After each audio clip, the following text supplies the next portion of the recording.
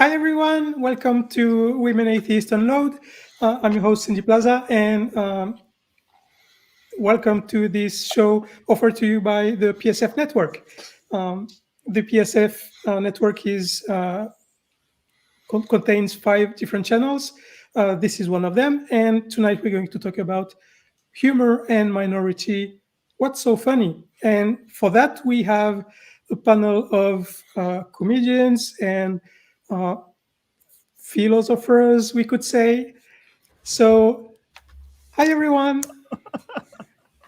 I had technical issues. My hand doesn't appear, but I'm waving. So, I'm going to ask to introduce you guys. Kyle, can you go first? Hi, this is the sound of my voice. My name that I use as a pseudonym is Kyle Morrison, although that's not my actual name. My actual name is Icky, so we just don't use that. I'm a comedy writer. I've been in Only Sky, Points and K's, Slackjaw. I'm trying my best right now to shoehorn McSweeney's into accepting something. So yeah, I've been doing this for a couple of years. Finally decided to get serious, and here we are. So hopefully I can offer some insight. Cynthia? Is it my? Oh, Sorry.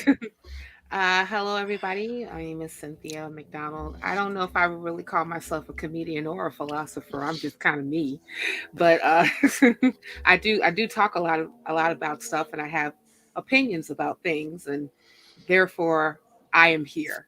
How about that? Okay, there we go. Andy? Hello. Well, thanks for having me back on the channel, Cynthia. My name is Andy Hall. I'm the section editor over at Only Joking, which is the comedy section of Only Sky, a secular site. I've been writing comedy for the last 10 years. I perform comedy live on stage. And I like talking comedy. I like talking philosophy. I just like talking. And I also have that little YouTube channel called Laughing in Disbelief. I think I should pitch that to you right there and let you all know about it. Very nice. Yeah. So, the topic of today is to understand what's the limit of humor when we joke about minorities. And so that's the pitch of the day. And so the first question is, what is an offensive joke? Andy?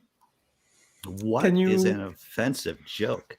That's a tough one, because let's face it, it's art in general. Art is a subjective thing, isn't it? So it's difficult to really bring out a yard ruler or any other kind of measuring instrument and say this is definitely offensive here. So, and different audiences will find different things offensive, right? Things that you can say on stage in a comedy club is different from what people might find funny here, or what people might find funny written out. So offensiveness, that's tough. Now, I think there was a Supreme Court judge who said that when I hear it, I know it. And that's not a really good metric, I think. And, Kyle's a lot smarter than I am. He probably has. See what I just did there? Not only did I pass the buck, but I threw him under the bus, too, at the same time. He wasn't smart enough to get out of the way of the oncoming bus, but he's smarter than I am. I had this actual conversation recently at my last job. We ate up company time with this. There was a coworker who had said that if it was offensive or if it caused harm, it's not funny. Well, the problem with that is that you can extend that pretty much infinitely. I mean, you can say that. How far do you go with that? I mean, like Andy said, anytime you have a piece of art and it exists on its own as a static thing, and you put it in front of different audiences, they all have different reactions to it. But the idea of the measurement of whether or not it's funny versus whether or not it's offensive, and if one of those things cancels each other out, really comes down to how far are you willing to go? Because you could have something that 7.9 billion people think is great, and one person thinks is offensive. Is their offense less than the 7.9 people who think it's great? Does it count less? And if it's offensive to that one person, we have to get rid of it if we go by that metric. So, I mean, it's really kind of it's a self-defeating. What's the snake that eats itself? Ouroboros. When you get into that, when you get into the debate, it's it's a matter of, does it cause harm, and is that harm okay? I guess, which sounds horrible. But I've talked enough. Someone else speak. I'm going to be quiet for a minute because. Oh wow, that is a very good question, and I would definitely have to kind of concede to Kyle and Andy when it comes to when is a joke offensive, and it's and yes, it's very subjective. There have been times where I laughed at jokes and they were now, maybe like 10, 15 years ago. And now that I look at that joke now, I'm like, oh wow, that was kind of bad. But it was funny. But but was it but also you have when was it, when in the time that it was told, and we definitely have a different, I would definitely say society is a bit different than it was like 10, 15, 20 years ago, as far as like what we consider offensive and what we don't. I was just in a long, tiresome Facebook debate with a person concerning some parts of this when it comes to, okay, when do we relegate something as it's not okay, to the point where you're just like a snowflake and you're part of the woke crowd and you are not worthy to be listened to, right? And I know that like those particular aspects are case by case basis. It's very difficult to say like if it's a point where it offends everybody, then it's bad and you shouldn't do it. But at the same time, I think that when, depending on the subject matter and the group that's involved, we have to evaluate it by case basis, because what I may think is funny and harmless, somebody else may say, no, it is harmful, and this is why. Go ahead. Sorry, go ahead. Good. I'll raise my hand each time. Okay. I was in the we museum don't see it. Right. Maybe raise an eyebrow. So I was in the museum. Yeah. I was in the Museum of Fine Arts here in Boston a couple of years ago, and I was walking through the Islamic section, and there was a piece about there was something written down on the wall about the person who had organized the exhibit, and she said that art is like a whip. It's supposed to strike the person. It's supposed to grab their attention and maybe leave a mark. And I think as a comedian, if you're not doing something like that, then I don't think you're doing your job. I disagree with that. I agree with the larger context, or the larger statement. I think that is obviously, that's always been considered to be the high calling of the comedian and of the satirist and that sort of thing, is you're trying to be a social critic and you're trying to push for things to be better by pointing out what's wrong, whether you're advocating for eating Irish babies or whatever the case may be, whatever your situation is. But I think that there's great room for, and always has been, a room for stupidity for the sake of stupidity, which is what I pride myself on doing. And you do it very well, sir. Thank you. It's a craft.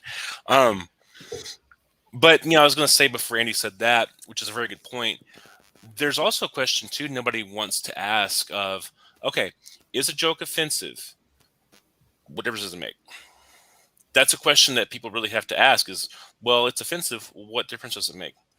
Because, if it's just a matter of, for example, go with two examples. If you go with, if you say, a lot of filmmakers who make movies for adults say that Marvel movies are bad because they're just popcorn, throwaway, pop garbage. They're summer movies. Okay, well, Disney's not going to stop making them because they make money and that's their job. even if it offends the aesthetic values of anyone, whether it's Martin Scorsese, Francis Ford Coppola, or any number of moviegoers, they're not going to stop making them because it makes money and that's their job. Their job is to make profit. But on the second side of that, if you go in the larger concept of free speech, when is free speech restricted? It's restricted when it causes harm. You can't yell fire in a crowded theater. You can't incite a mob to go. Well, you can if you're a former president, but generally you can't incite a mob to go overthrow the Capitol of the U.S., that sort of thing. Well, you shouldn't. You shouldn't. Yeah. You shouldn't. Yeah. I mean, you can do it. You feel free to do it, but you're going to pay a consequence. But that's really the thing: is consequence. Is there a consequence if you make a joke about something? When do people get offended? They get offended because you violated their values. Well, if a person values religion and I make fun of their religion, it's offensive to them. Should I not do that? I mean, obviously, in the case of Islam, I shouldn't because I like my head on my body. But in the case of my wife, values her time. She doesn't like stupidity. She really doesn't want to see when I say, look, I'm working on a thing about Dr. Zayas. She doesn't want to see that because it's stupid. Yeah. It's stupid, and she doesn't want to see that. It's a violation of her value of her time. I think an interesting point. I'm going to say two things. I'm going to say words, and they're going to be in two different clumps. One is that Kyle brings up a good point, is that there are different types of comedy, obviously. There is the lighting my fart kind of comedy, right? Hey, look at me, I'm going to do something like that. Or I'm going to talk about my penis for a while in a non-socially relevant kind of way, just making fun of. And then there's the satirist, the social commentary stuff. And both are legitimate, of course, both are legitimate forms of comedy. I'm much more of the satirist, much more of the social commentary person. But a lot of stand-ups will tell you is that you got to do like 9 jokes or maybe 3 jokes or 4 jokes for the audience, and then you do 1 joke for yourself. So a person might have to mix up their dick jokes, their fart lighting jokes, so that they can say the joke that they want to do the social commentary bit on. I think that's what I wanted to say. I'm not absolutely sure, but I'm going to bet that. I want to go back to something that Kyle said about consequence, because I believe that when we start to talk about this whole idea of offense and being offended, that's usually when the whole thing about what do we do about it comes in, when it comes to whoever said it and the consequence that they happen to absorb. I'll give an example. Even though that this was not a comedy segment on The View, Whoopi Goldberg gets suspended for 2 weeks because what she said concerning the Holocaust was deemed offensive to the Jewish community. And therefore, the CEOs of ABC and Disney decided that she needs to go ahead and get into the corner and think about what she said before she can come back on. I believe that her hiatus from The View was cut short because you did have like some people come in and say that the ratings or what have you were down on The View. And the reason being is because a lot of people tune in because they want to hear Whoopi Goldberg. Yeah. And then, to bring her back. And then you even had like some of her co-hosts that, even though they did not agree with what she said, did not feel that the consequence of her being kicked off suspended from doing the show for 2 weeks was unwarranted. They felt it was unwarranted, or they felt it was like it was too big of a consequence for her to absorb. And so often what happens, and this is something that I have noticed just like generally in media, is that people have a tendency to, even if they say something and then they absorb a consequence, that kind of curtails what they will say in the future. However, if they are not per se curtailed for some of the commentary or the comedy that they say, regardless, then they have a tendency to kind of keep going, depending on what the consequence is. And even going back to, like, if you think about Joe Rogan, who has hosted people on his podcast that were COVID-19 vaccine deniers and anti-vax people and things of that nature. And also it came out that he had like a love fest with the N-word on his show more than once, yet he ends up getting a contract for like $100 million from Spotify. And some people would say, well, where is his consequence for some of the things that he has said? So I think it even though like I may say that, hey, you have a platform where you are where you have a lot of people that listen to you. And even though you may not necessarily see an issue with some of the things that you say, I do. And a lot of people will agree. However, but sometimes, a lot of times, if there's not necessarily a consequence that is built into um, curtailing language per se, then that sometimes that particular thing that they happen to say or joke about or whatever can continue over and over again. This is just my personal observation. Yeah. So I would love to get you guys' feedback on that. It's interesting how the economics has changed what people can say and how consequences occur to them. So years ago, before the internet, where you would have to work in clubs, or you would have like TV, right? You'd go on Johnny Carson, or you'd be on talk shows.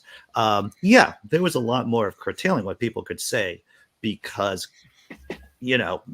it was a broad audience. But now you have comedians, and this is for any kind of, public figure. They can have their own tribe, so to speak. And that tribe is very loyal to them. And so even if Joe Rogan gets tossed on Spotify, for an example, he will just go somewhere else and he will take his audience with him. And Spotify knows that. And so capitalism doesn't care about morality. Capitalism just cares about making money. Sure. So it's different today than what it was like 20 or 30 years ago. And that's for sure. I'll also say this is that when I think about whether a joke is okay or not, I don't think offensiveness is a good metric to use. That's not what I use when I think about whether or not what I'm writing or what I'm about to say is okay. I think about, am I shit? I can say this now, right? Where I can start cursing. I think about whether or not I'm shitting on people and who I'm shitting on. And there are people who have been shit on a lot. And I don't think me getting a crappy applause break or a like on Facebook is worth it for me to shit on those people. Like the punching down aspect of it all. Yeah. You Kyle has something to say. Oh, I'm sorry. I'm going to be quiet. Go ahead. I'm good. Yeah, you mentioned Joe Rogan, and that transfers us to what I wanted to talk about right now is intent. Intent is not necessarily a measure of what we can say or cannot say, but sometimes, and it's the case in Joe Rogan, I mean, his intent is to inflame his base. But you can have the best intent in the world and still hurt someone. Right. Kyle? Well, an intent is kind of a bad metric to go with too, because how do you know what someone's intent is? You know what the outcome is. And after it's done, they could say their intent was whatever they wanted to say it was. How can you prove it's not? If a person says something or does something and they say, "Oh, I didn't intend for that to happen," well, of course they're going to say that. If we're valuing intent to that extent, where that becomes an out, they can say, "Oh, I didn't intend for that to happen." I mean, that being said, I don't personally. I get what it means, but I don't personally put a lot of stock in whether something is punching up or down, because the very nature of mocking something and being the person who's making a joke puts whatever you're joking beneath you. Whatever you're joking at is beneath you. Even if it's still over you, you're still making it the butt of a joke. I mean, I don't know the exact quote, and I should, because I've studied him more than enough, but Mark Twain said something to the effect of, when you make a joke about something or mock something, you make it not serious. And anything that's not serious is not powerful, or at least not as powerful as it wants to be. It doesn't have full control because you've made it into a point of mockery. That's really the case with anything, even if you had no impact at all. Even if you're a person just yelling in the woods, you're not going to have impact on Disney, for example. But you did make you did have some influence on the audience that sees that, where they no longer see Disney or whatever the case may be as this monolithic thing that can't be mocked, because clearly it was mocked. Let's say that you're mocking something, right? Like this horrible thing, whatever that means. Or let's say we all agree something is horrible, and then we use different paths to get to that. Now, there are elements that get us to that mockery of the thing. Is that still okay to use? Like what do for you mean example, paths to get to it? So let's say I've been working on this bit, and oh no, it's 20 minutes in, and he's going to talk about the latest bit he's been working on.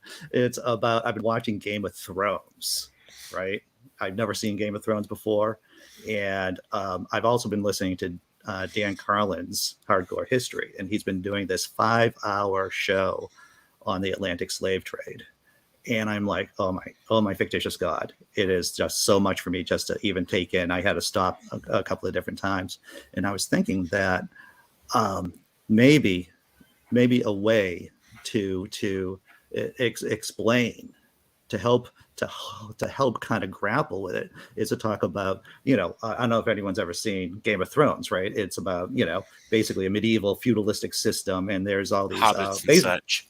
Basically white people doing horrible things to each other, right? It is a continent where you get there are no nice white people. Let's just say that on Westeros. There is dirty white people. There are clean white people, but they are consistently doing evil things to each other. And how I would explain the slave trade is that, imagine those people in Westeros with guns and with ships that can go over the ocean. And that explains our history from 1500 to 1900 and now. And so am I... Good old 1900, 2022. Yes, exactly. So I know that year. So exactly right. The We year are of our living Lord. in this space. So even though I'm commenting, I'm making, and I had to use a lot of runway to get to it, and I don't even know if it's funny or not, because this is like maybe the 5th time I've tried it saying it. But it's a commentary on man's humanity, our own humanity to our dishumanity, malhumanity to each other. But I kind of go into, so what? How does that work? Is that an okay joke? Is that offensive?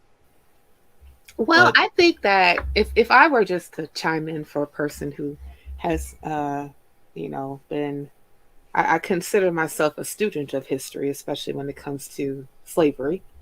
I have listened to other comedians who've made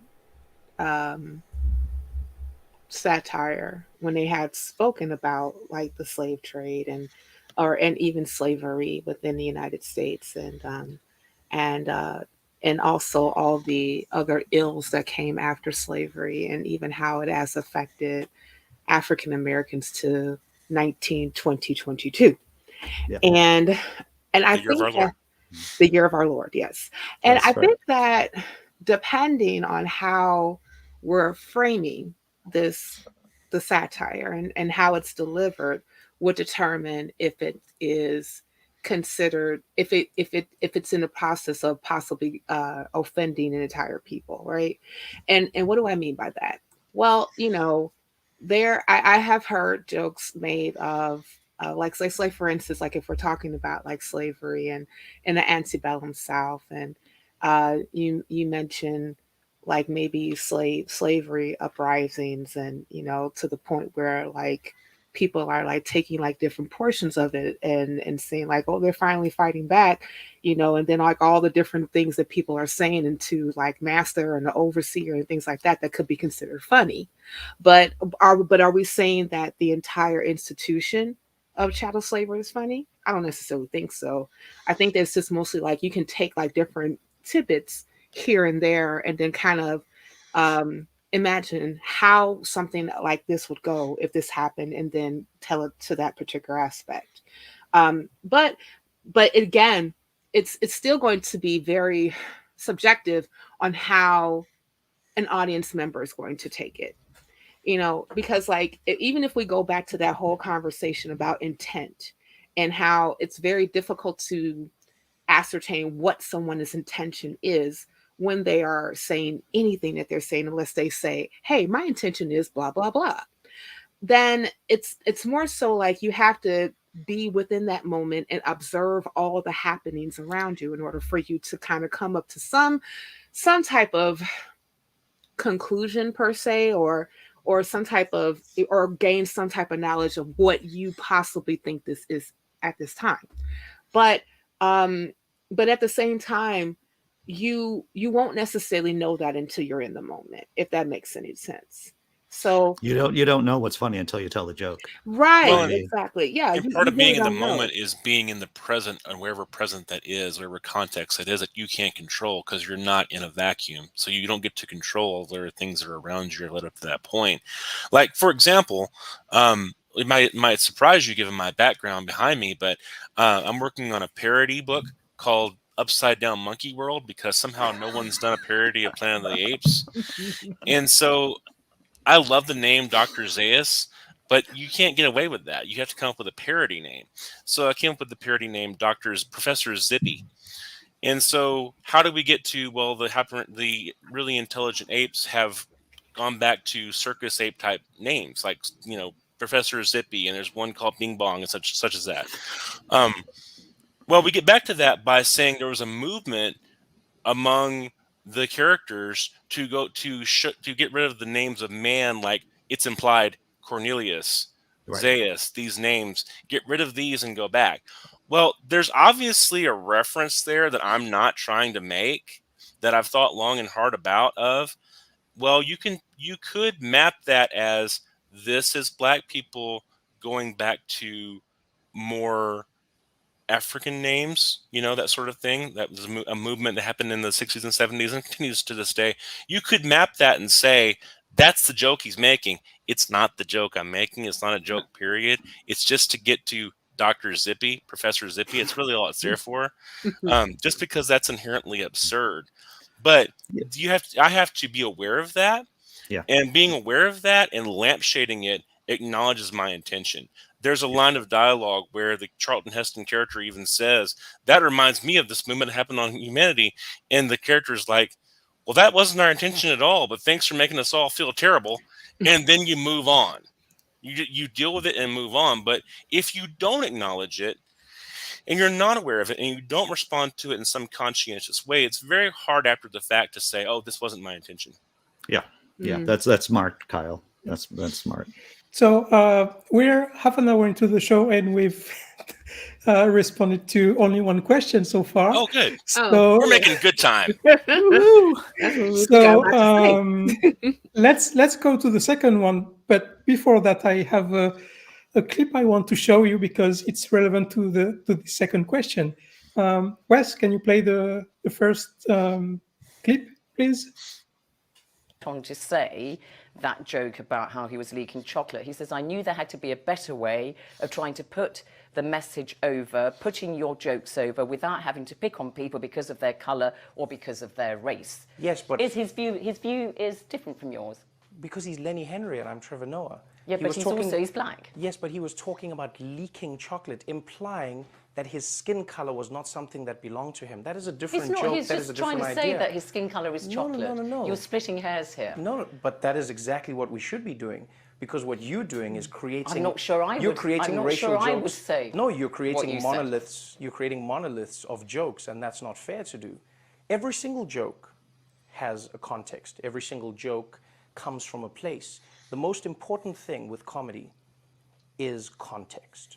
Without context, no conversation is complete. Without context, no communication can truly be appreciated. But somebody could take that out of context. You've said it. I'm putting it to you then. Are you not, given what Lenny Henry said, are you not guilty perhaps with some of your routines or a joke like that, reinforcing prejudices and promoting stereotypes in the minds of people who may be inclined to think like that, and then they'll think, oh, Trevor Noah says his mother's chocolate, I'm going to go around saying that to my black friends, and they might take offense. You could be reinforcing prejudice. You could be doing anything if you are not doing the opposites. How your action is implied does not define what you were doing. Okay, let's look at another aspect of race. You moved Thanks, Wes. a few years ago to... You know, I have more respect now for Trevor Noah, and I'll tell you why. Is because his mouth was just a little bit open while she was talking to him and asking the question. And that's one of the nonverbal signs you can tell if someone's really listening to you, if their mouth is just slightly open, you know. And then he remembered that his mouth was slightly open and made him look like an idiot. And then he closed it back up again. And so mad respect for Trevor Noah right there for actually listening to the question. Yeah. Yeah. So context, why is it so important? Well, I don't know how we could go 31 minutes without talking about Nazis, right? I mean, oh, we're going to talk about Nazis now? Yay! Let's talk about Nazis. Andy hijacks the show. But no one's done it yet, so I'll just go ahead and bring up Hitler. Yeah, I'm gonna bring up Hitler, you know. Let's do it. But you know, so there are, you know, you look at someone like Mel Brooks, right, who was in World War II, Jewish guy, and hilarious, you know. But he did do, you know, Springtime for Hitler, the song with his dance. You know, it's so ridiculous. It's hilarious. But at the time, he got into arguments with people after the show, you know, with people who had relatives dead in the Holocaust, and there's this active back and forth conversation. So not every joke is on the same level as, you know, Springtime for Hitler, right? Some jokes are just lighting your farts on stage, but comedy can be a very abstract thing, and not everyone's an abstract thinker. This may come to a surprise to all of you atheists out there, that some people out there aren't really abstract in their thinking. Yeah, you know, I really like to have a conversation about context, because even as like atheists, I think that when we have like some of our debations with theists, and like, say for instance, if we get on the Bible, that you know, a lot of times when I have observed atheist debates, they are pretty linear when it comes to the Bible says this, the Bible says that, and it is bad and it's wrong, and what's wrong with you, you know?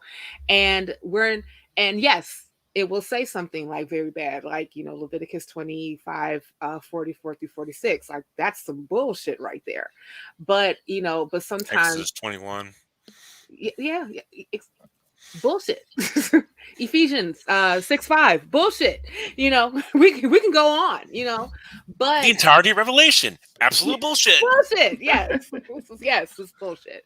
So like we can go on and Hopped on up about mushroom like, bullshit. oh, you just like blow it up. But I mean, but you know, but my point is, it's like we can go on and on about like, you know, all these particular sayings that's in this book, right? That's like written over a stretch of like what, 6,000 years or something like that. But at the same time, you know, we leave out some of the context of why or what was written and why.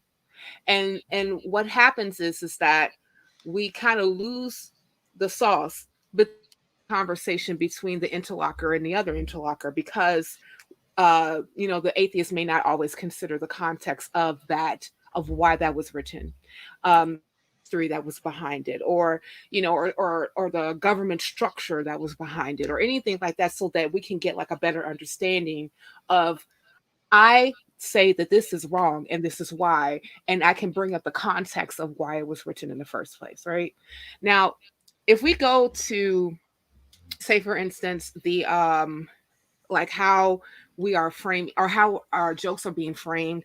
And as like I said, I'm not a comedian, but I watch comedy specials, and some of them I go ha ha ha. But so, and I've been watching them for a very long time, but not an expert.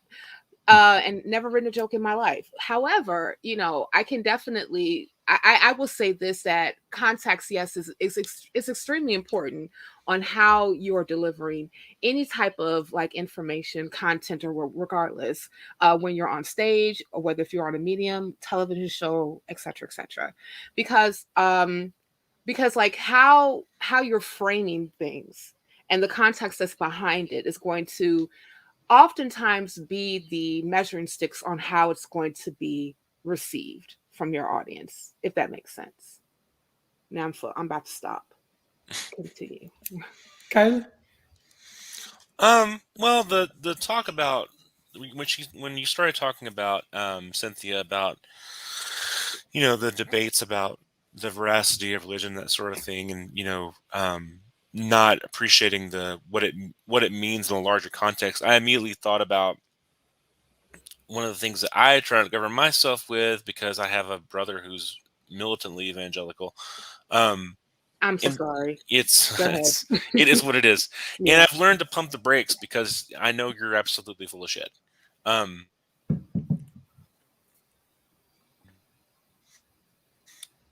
We lost your sound, but Kyle. We lost your sound for a second. Are we here?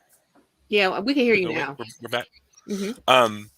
Kurt Vonnegut was a lifelong atheist, and said that his ex-wife died believing everything in the Bible was true, and he let her because he loved her. Mm-hmm. Even after they were divorced, he still, Kurt could have said, "Here's why this is bullshit," and just presented just a laundry list. And Vonnegut was definitely smart enough to tear that to pieces. But what's gained? And really, I think that's really, to tie that over to talk about comedians and comedy writing and that sort of thing. Whether or not it's conscious, I think there is an embrace of care-based ethics. I think most comedy people, you respond with comedy because you weren't the powerful one, you were the weak one. And so even if you're mad, even if you're George Carlin or Richard Pryor, you still come at things from a perspective of, I'm just talking. I'm just trying to get this out. I don't want to sow division. I don't want to create problems for myself or other people. Lenny Bruce didn't want to create problems for himself when he, set up obscenities. He said them and got arrested for them because it was stupid that he couldn't say a word. Yeah. That was his entire point. There was never an intention of, I know it'll offend somebody if I say fuck 14 times in a row. That's not a set. That's not comedy. That's not funny. And so I think the same thing is true for really any good comedy. And obviously that's a somewhat of a subjective thing, but I'm on the fence of thinking that comedy is not subjective, that there is an objective aspect to it. But most of your quote unquote good comedy is going to veer towards, we don't want to hurt anybody. We don't want to attack people. We want to attack ideas. Now I want to go on stage and try to do a 10-minute set just saying the word fuck. You just change your intonation. I was going to completely quit my job as a social worker and try my hand at comedy and just go on stage and just say fuck 14 times. And just do it. Just do it. What's the worst that could happen? It won't be the worst. It won't. If it's an open mic, it won't be the worst. You're not funny. Just saying fuck over and over and again is not funny. What if I add you to it? There you go. Fuck you. Fuck you. That's better. Well said, Kyle. That was good. Now I have range. But to go to your point, I think that's really the case. There's a lot of different theories of comedy, and there's a lot of different, because the subject of harm does come up. There's a lot of different ways you can look at the ethics of it. But I think ultimately, whether you admit it or not, no matter how big a badass you are, what type of a Joe Rogan type you are, if you're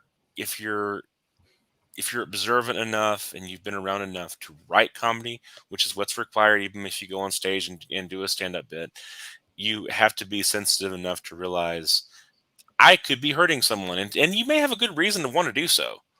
But I do think whether it's a deliberate, conscious thing or not, that there is, just from the fact that comedians are almost always start at least as the outsider, the underdog, the dork, the nerd, etc. There is always, at least subconsciously, that aspect of care-based ethics.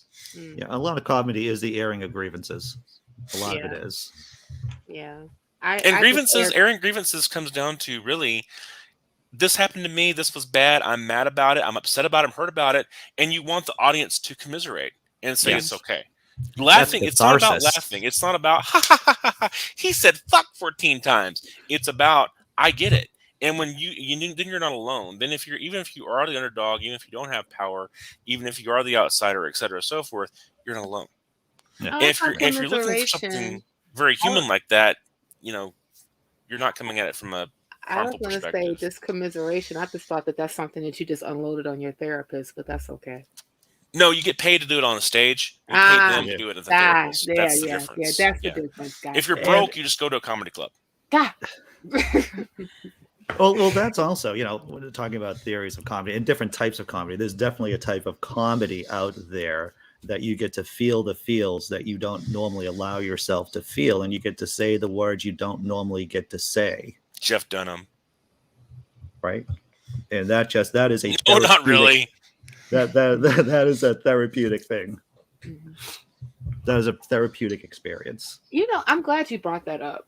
This, like, the whole thing about the performance art just being therapeutic.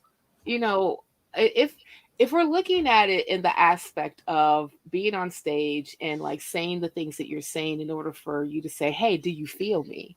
And people are responding in like, then, that is like a form of therapy in of itself.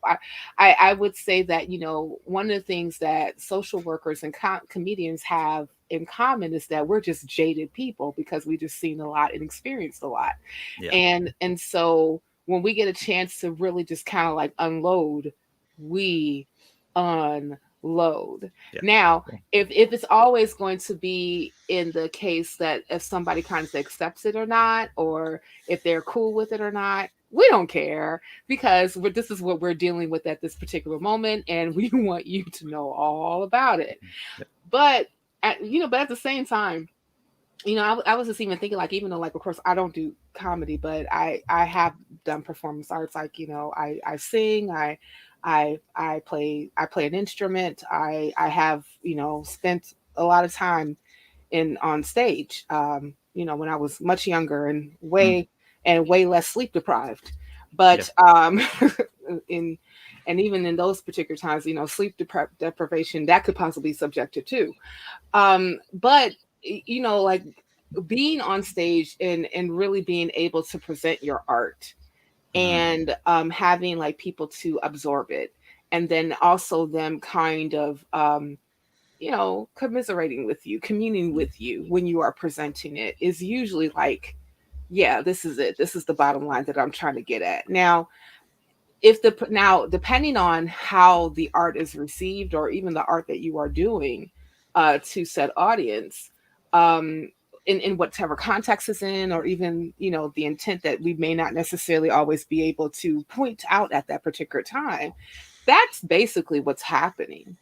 You know what I'm saying? Like, yeah. And so I'm wondering if, and I know, like, I'm just kind of like, working through some like thoughts in my head, so please bear with me. But I'm wondering, it's sometimes like if we're giving like comedians specifically like a hard time when it comes to some of the art that they are presenting at that particular moment, if we consider it like offensive or not. If we're looking at it from that particular lens, like this person is basically unloading because this is therapy for them. Is it, where do we draw the line between what you said is offensive and you have to draw a consequence from it to allow you to be who you are so that you can receive the therapy from actually presenting your art in the first place? I think the moment you take it outside, nobody cares anymore whether or not it's for your therapy. Well said. Touche. Once you broadcast it, even if it's for that reason, like, I see it as a therapeutic safe space. I never really put it in those terms, but that really does explain a lot of how I feel about it. I mean, I don't really watch dramas. I don't really watch serious movies. I don't really watch, anime or whatever else. Like, I just constantly absorb and fill my head with intentional or unintentional comedy. Yeah. Constantly. And really, it's just because I know for a fact, man, I got a lot of baggage. So it's easier for me to deal with that and then go create output from it. I feel better doing that. But I also know, and you have to go into it knowing, once you put it out there, yes, it is yours, but it's also now communal property. Yeah. So it becomes a matter of, you have to decide, one, do you care? Like, I never go read comments. I mean, I'm sure people comment on things. I never read that. I mean, if you were to call me out, I would go, yeah, that's a good one, and then I'd be like, I have no idea the person. No clue. But by the same token, I also understand that you're going to do that. So I mean, this is stupid. This sucks. It really wasn't for you in that instance. It was for me to start, and it's for anybody who commiserates. Yeah. So far we've been talking about the comedian perspective. I'm going to tell a joke. Will it be well received or not? So I want to switch the perspective and put myself in the place of someone who is in a minority, and I'm in a group where all share the same difference, if I can say that, and someone is making a joke about us. So some will receive in a way, some others will receive in a different way. And to put that in perspective, I wanted to show another clip. Again, I'm sorry. No, I'm not sorry, actually. It's again Trevor Noah. And if you don't like him, well, too bad. What's wrong with you? Yeah, right. I love Trevor Noah. Yeah. I really do. But go ahead. So anyway, I was doing a show for Amakroko, right? And because I'm there, I did no jokes about disabled people or anything that could be seen as offensive. I did nothing like that.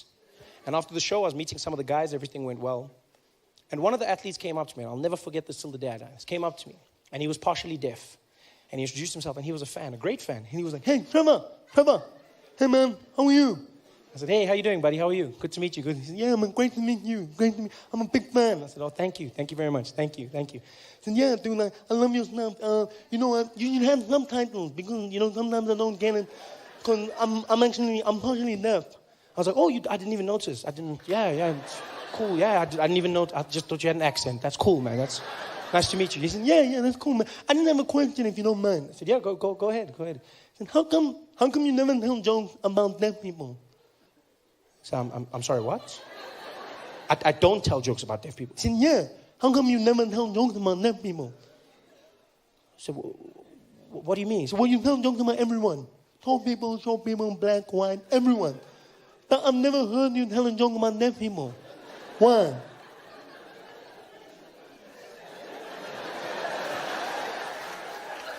So you've never heard me tell a joke about deaf people. Yeah.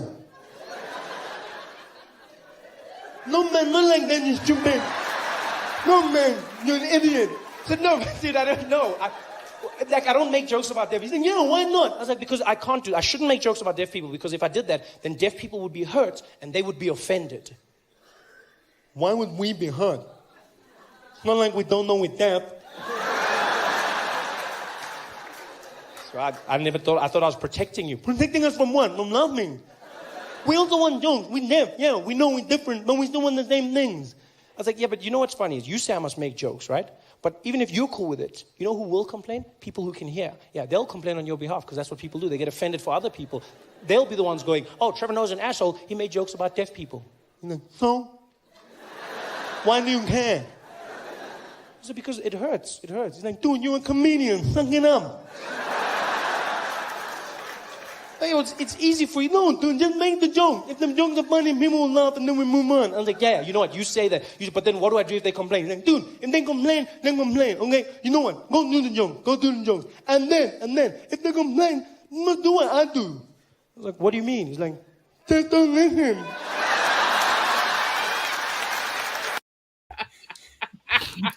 I was not super in love with him when he first replaced Jon Stewart, but I see now that I was wrong.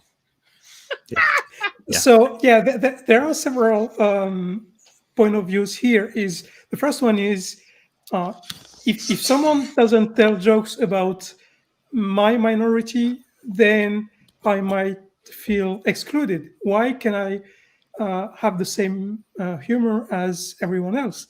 my difference doesn't. It's only making me different in one area, not the rest. So I share the same humor as most of the population.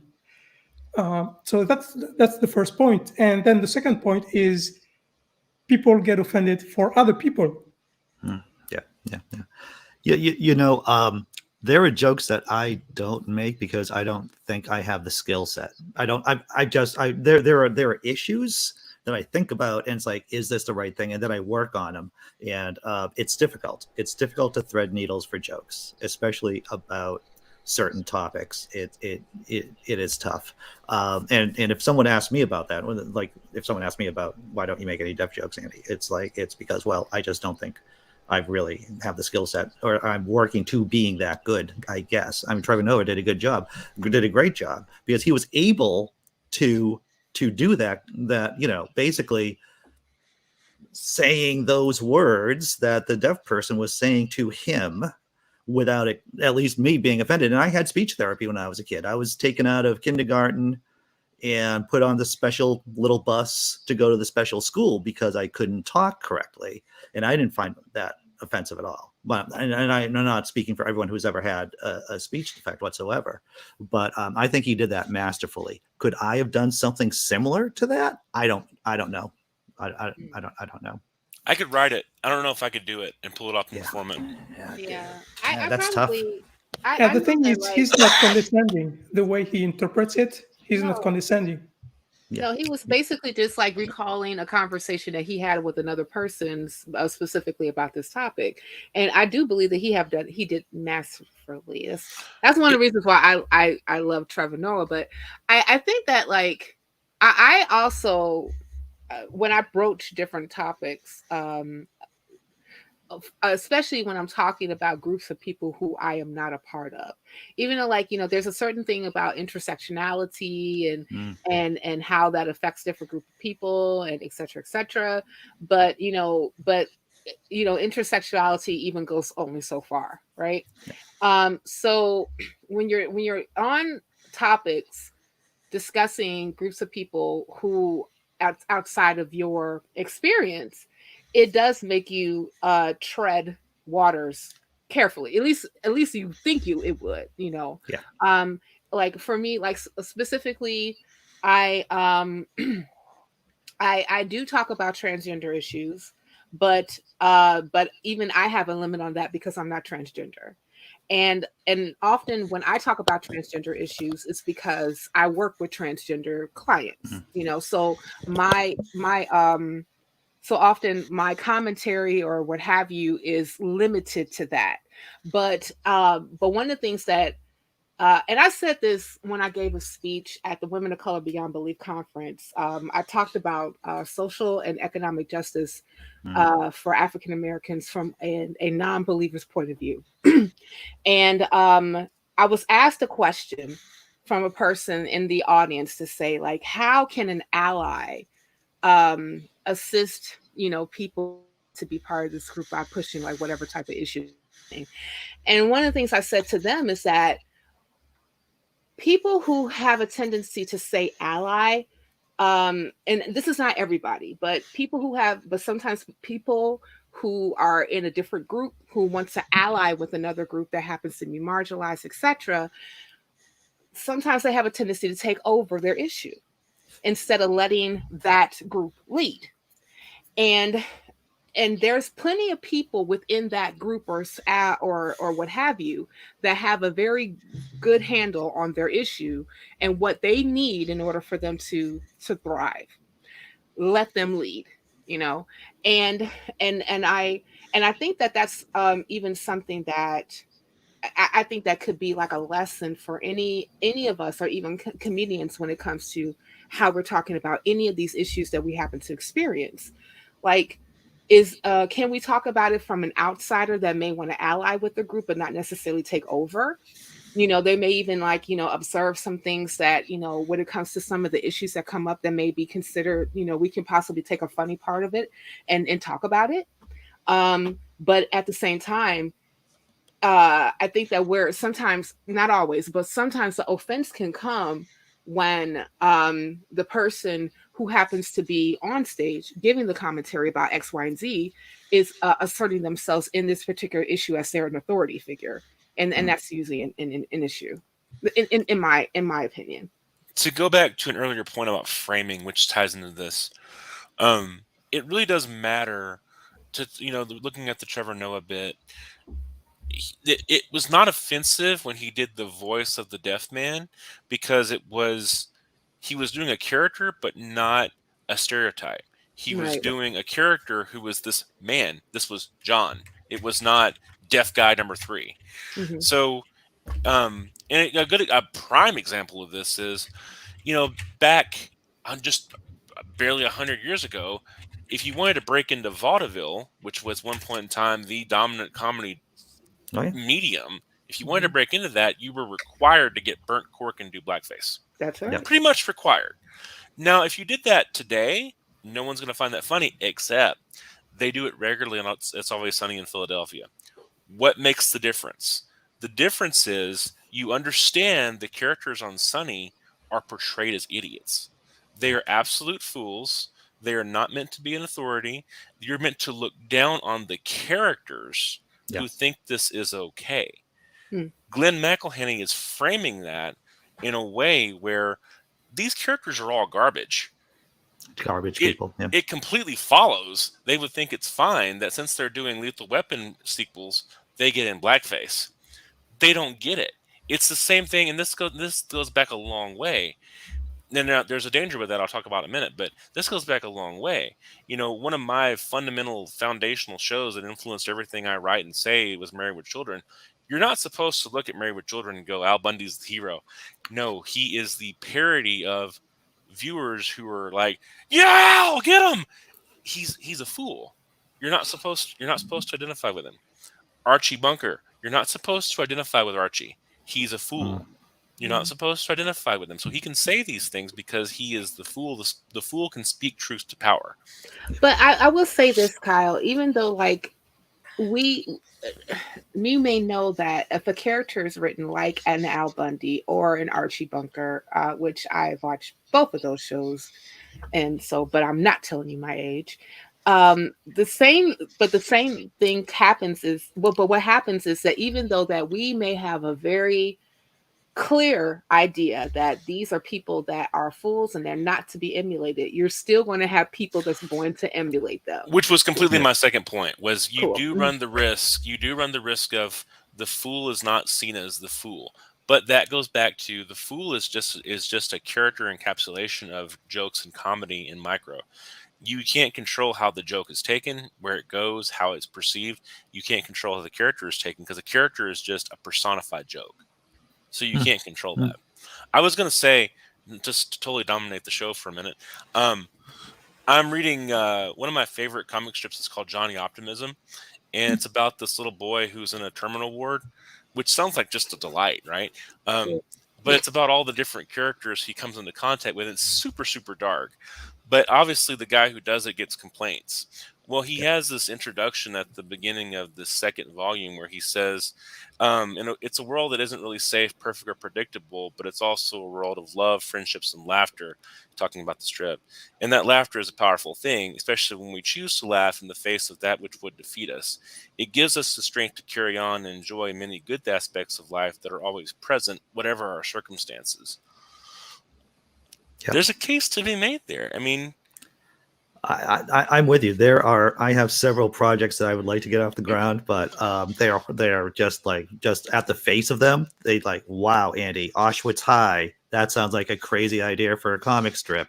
And it's like, if anyone's an artist, then if they want to work with me on Auschwitz High, that would be great. Contact me. My info is down below.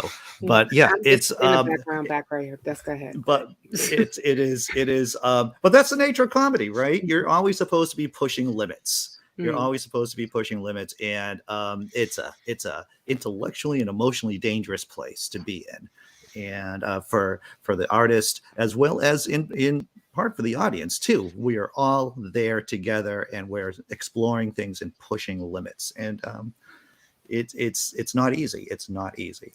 And you would not do it unless you had to.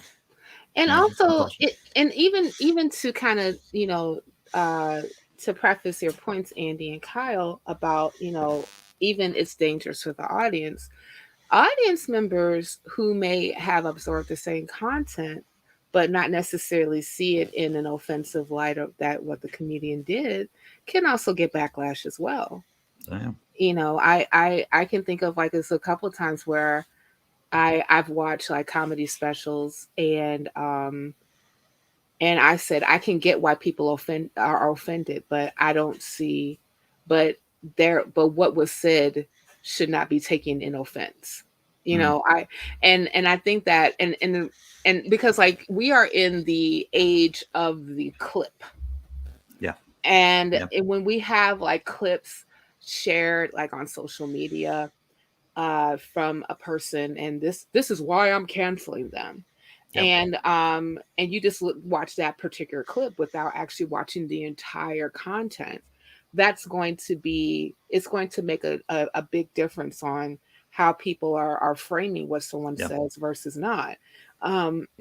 It's a lot of people that take what people, like when we were going back to context, right? Like it's a lot of people who have taken what people have said out of context, and then in the middle of it, they say, okay, we need to hang this person tooth and nail. Right. But then like because I even remember, and I'll even bring it up that Dave Chappelle's last three specials. Thank you. One still kind of swirling in here. His last three specials, a lot of people from the transgender community were very offended, and I can see why. Because like some of the things that he said was quite tone deaf, and some of the things also that he said sounded like that they came from an ill-informed place. Mm-hmm. However, but when I watched the entire specials of it, and I looked at like some of the things that he was saying, I did not take it that he came from a place where he was trying to intentionally offend people, and I would pose a question to like some people who were really very upset. I asked people like, are we looking at clips? Are we looking at the entire content? Because that will make a difference. And to the nature of reality, I think just even if you don't have media that we do, the nature of reality is to frame things in clips. This person said this. Well, you're not considering the fact of, based on what they know in that moment, that may be a well-educated, because that's a relative term, that may be a well-educated perspective in that moment, so far as they have the ability to know at that time. Like, for example, a prime example of this, it's not a prime example, it's a terrible example, it's very obscure. Did I lose everybody? Everybody back?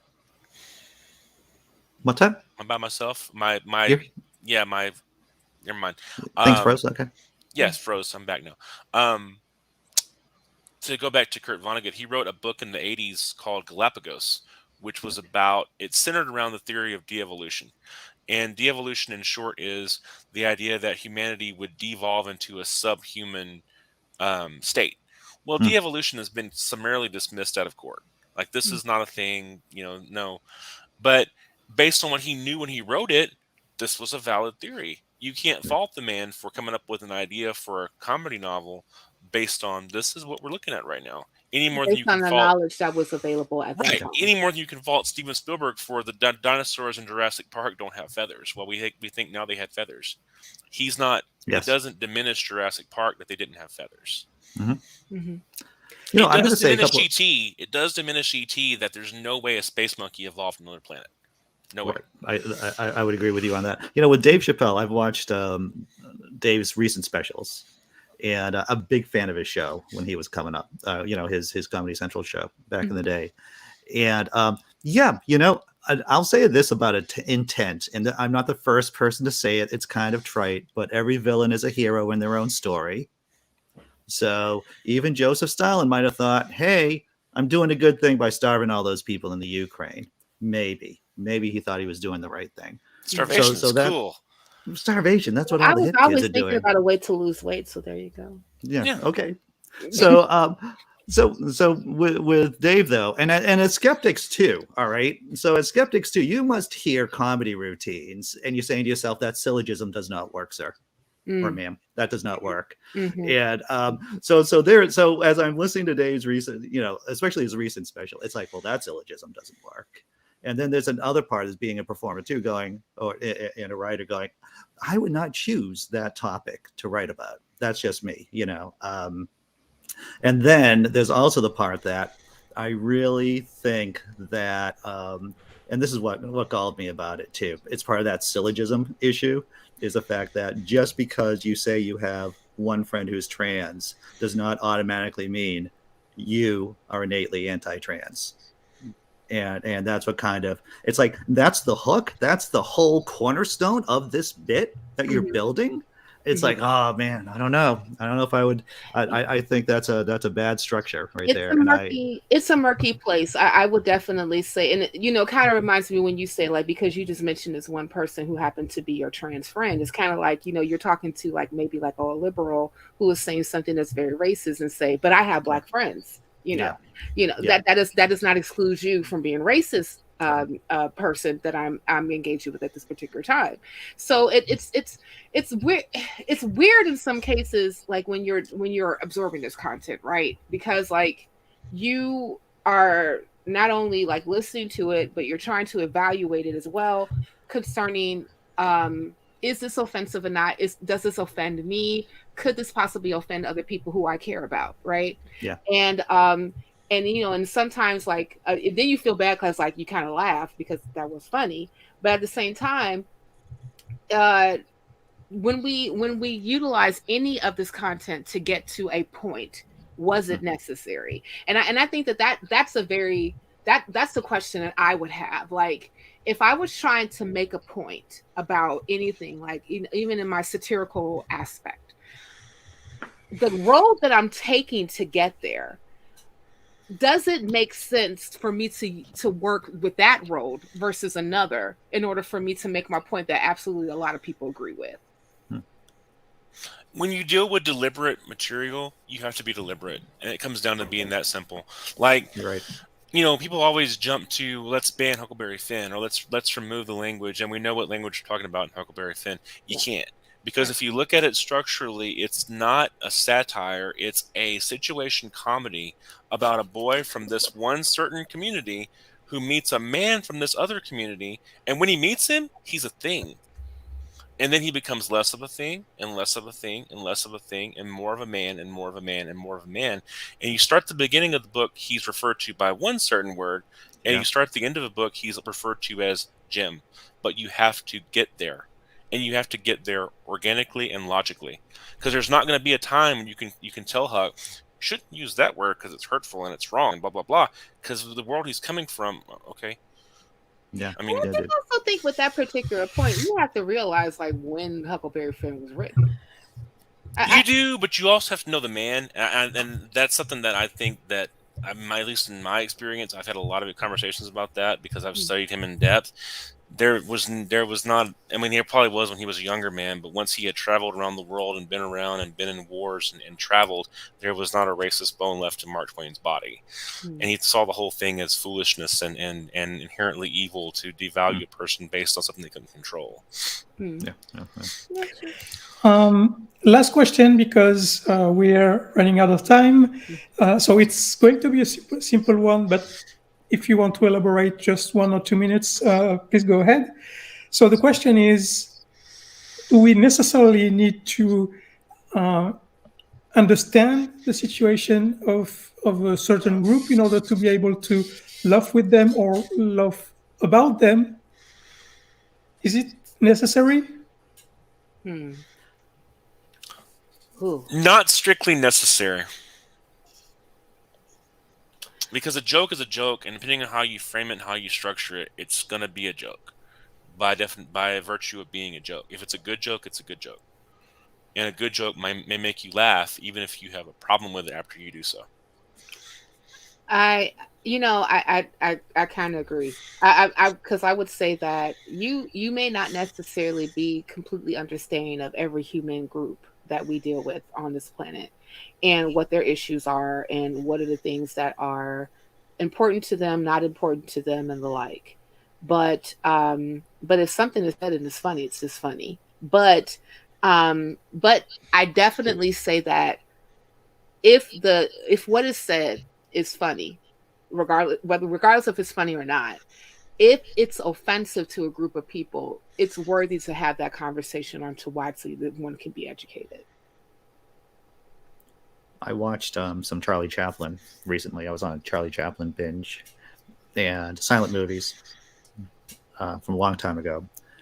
And when I watched it, there was just some constant themes that came up, and one of them is "fuck the police." And I'm not a complete advocate of "fuck the police," but if you look at Charlie Chaplin's work, there's a lot of "fuck the police" in there, and it's like, oh man, that is just. If I could lick my fingers without getting disgusted by my own fingers right now, I think I would.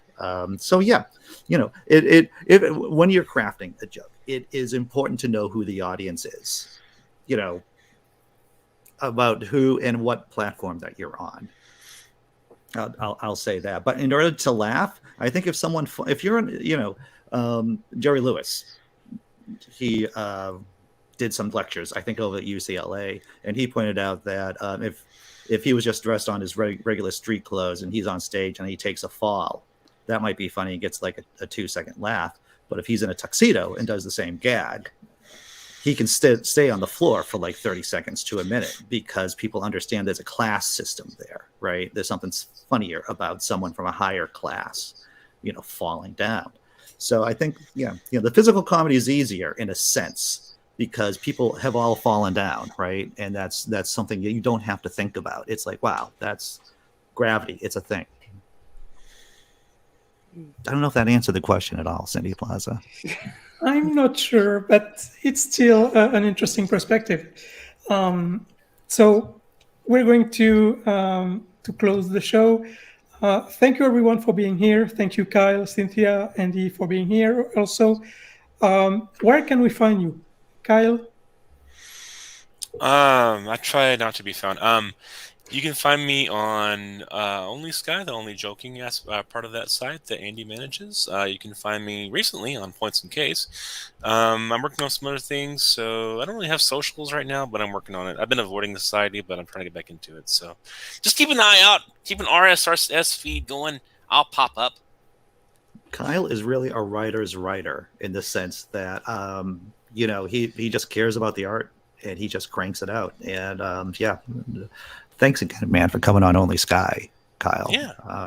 I get that from Terry Southern. I just want to go produce material and then have somebody else go promote it. And I'm like, ugh, I have to go promote it now. The difference is he was writing in the 50s and 60s versus now. It's a different world. Well, where you can find me, I'm right now, my primary YouTube presence is on the Nonprofits, which premieres every Sunday at 3 p.m. Central Time. So make sure you guys like and subscribe. Produced by the Atheist Community of Austin. I also write a blog that is not comedy. It's called freedomandhealthandwellness.com, where I'm actually talking about the social determinants of health of African Americans that come from chattel slavery. So that's always a jolly good time. Also, I will be starting a podcast fairly soon. I already got the channel together. I just haven't placed out the content, called Freedmen Freethinkers, that I will be doing with my partner, Arthur Ward, where we will be talking about political issues with African Americans, and also, but from a skeptic's, humanist, non-believer's point of view, which I think is a point of view that is often lost in the sauce when we're talking about social justice and economic issues, especially primarily with African Americans, especially since we are overwhelmingly Christian. But that's neither here nor there. I have a link tree too. Oh, and speaking of Only Sky, Andy, we premiered a couple of your articles on Sky, from Only Sky on Nonprofits, a show that's coming out tomorrow. So awesome. That sounds excellent. Check it out. Hey, I have stuff there too. You can premiere if you want.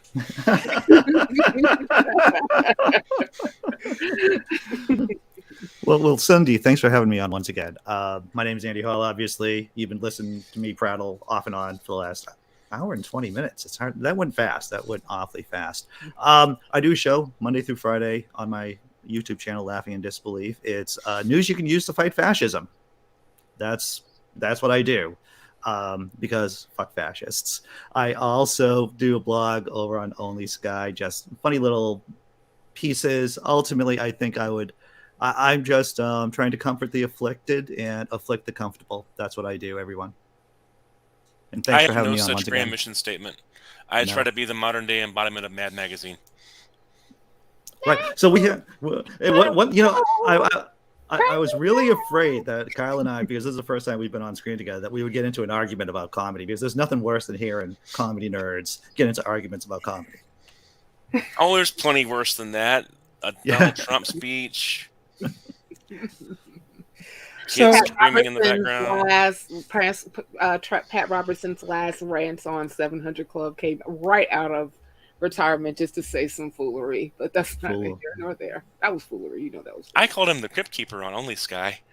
You do. Oh yeah, Bag of Bones. I've heard that one too. Yeah, Crypt Keeper had much more charm and personality. He was also better educated. So as for me, you can find me here on this show, Women Atheists Unload, every Saturday, 3:30 p.m. We changed the time today to accommodate the guests.